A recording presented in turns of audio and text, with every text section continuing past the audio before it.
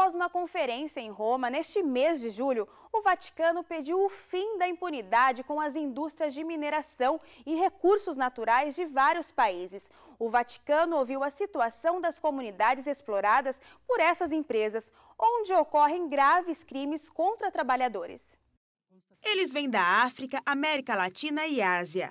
Eles viram individualmente como as indústrias de mineração exploram os recursos naturais do seu país, desde diamantes à água. As empresas estão devastando as comunidades. Uma das principais questões é a água e a maneira em que ela é mal utilizada. A água vem naturalmente de nossas bacias hidrográficas e são usadas por eles nas empresas de mineração. Isto resulta numa população sem água suficiente. Também prejudica a agricultura. O Vaticano está escutando suas histórias. O Conselho Pontifício Justiça e Paz está realizando uma conferência de 2 dias, com o título Uma Jornada de Reflexão. Unidos a Deus, ouvimos um grito. O objetivo é dar voz aos que não são ouvidos. Todas essas vozes levam à mesma direção. Diante destas situações, não podemos permitir que a indiferença, o cinismo ou a impunidade continue.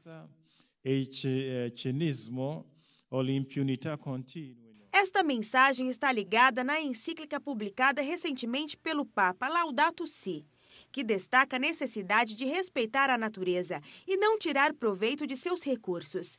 Na verdade, o pontífice publicou uma carta aos organizadores desta conferência para mostrar seu apoio. Seu nome é Héritier e tem 26 anos de idade. Ele é um pai de família da República Democrática do Congo e visitou o Vaticano para compartilhar suas cicatrizes emocionais e mostrar suas feridas físicas.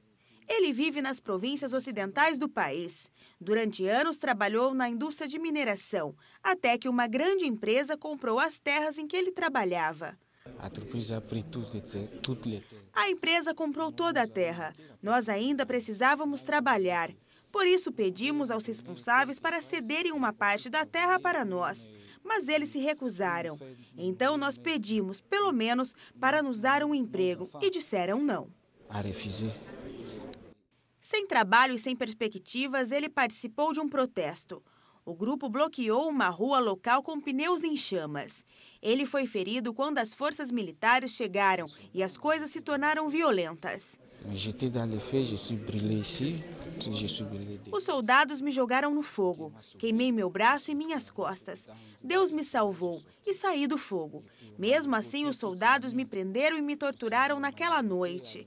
De manhã, a tortura continuou e eles me levaram de cidade em cidade.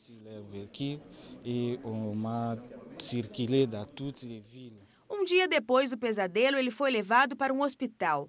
Quando se recuperou, fugiu com sua família para outra cidade chamada Kinshasa. Mas, mesmo assim, ele diz que ainda enfrenta ameaças. Estou aqui para pedir ajuda. Eu temo pela minha segurança. Essas pessoas estão de olho em mim. Estou com medo deles voltarem. A história de Héritier é uma entre muitas. A República Democrática do Congo é rica em recursos naturais, mas também é descrita como um dos países mais corruptos do mundo. 2 monges franciscanos que foram brutalmente assassinados no Peru há mais de 20 anos podem se tornar os primeiros santos do país. Os primeiros santos do Peru poderiam ser estes 2 missionários poloneses que foram mortos a tiros em 9 de agosto de 1991.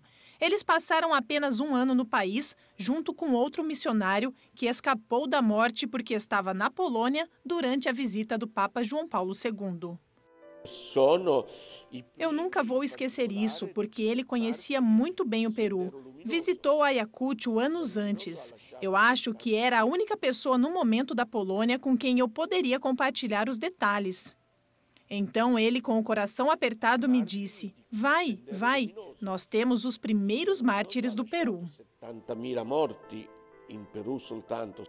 Os 3 monges franciscanos foram enviados para uma das partes mais pobres e violentas do Peru, uma área que foi crucial para os traficantes de drogas, conhecida como Sendero Luminoso. O aumento da atividade missionária representava uma ameaça para os traficantes de drogas, mas nunca tinham atacado a igreja diretamente.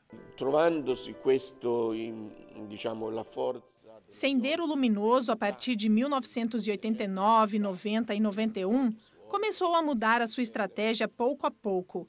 E eles nos escolheram porque queriam atingir diretamente a igreja. A aldeia onde estavam, chamada de Pariacoto, estava longe de ser a capital da região Chimbote. Foi nas montanhas do Pré-Andes. Era difícil de se mover e os militares tinham sido expulsos da área.